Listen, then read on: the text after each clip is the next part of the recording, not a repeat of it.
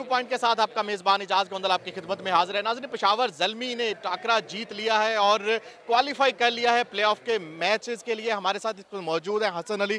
हसन अली, अस्सलाम वालेकुम। First of all तो बहुत बहुत मुबारक हो, आप लोगों ने थ्रू कर लिया है प्ले ऑफ मैचेस के लिए।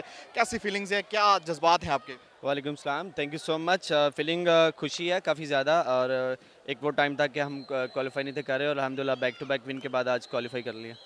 हसन, आज कल का भी मुकाबला बड़ा डू एंड डाई वाला था, आज भी डू एंड डाई था। कैसा माहौल था, ड्रेसिंग रूम था, और आपकी जो अग्रेसिव पन था नज़र आ रहा था फील्ड में कि आप जान लड़ा रहे हैं इस मैच के लिए? देखिए बिल्कुल, जो अगर आप मेरी बात करेंगे तो बिल्कुल जान लड़ा रहा था, लेकिन मैं अकेला नहीं, पूरी टीम जान लड़ा रही थी, क्योंकि ये टीम एक बंदे की नहीं है, ये पेशावर ज़ल्मी की टीम है। और लड़के बहुत कॉन्फिडेंस थे, उनको हमको खुद पे बिलीव था कि इंशाल्लाह अगर हम बैक टू बैक मैचेस जीतेंगे तो हम ज़रूर क्वालिफाई करेंगे। असल लास्ट PSL यानी कि आपने खेले 2 PSL, ये तीसरा सीज़न है, कैसा एक्सपीरियंस है आपका तीसरी एडिशन का?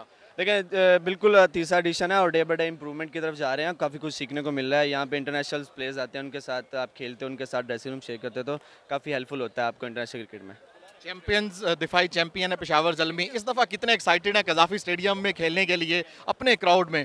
बिल्कुल सर, देखें जिस तरह हमारे पाकिस्तान में अभी क्रिकेट आ रही है, जिस तरह वर्ल्ड 11 उसके बाद श्रीलंका आई है और उसके बाद PSL, तो बहुत ज़्यादा एक्साइटेड है, क्योंकि अपने क्राउड के सामने खेलने का और ही मज़ा आता है।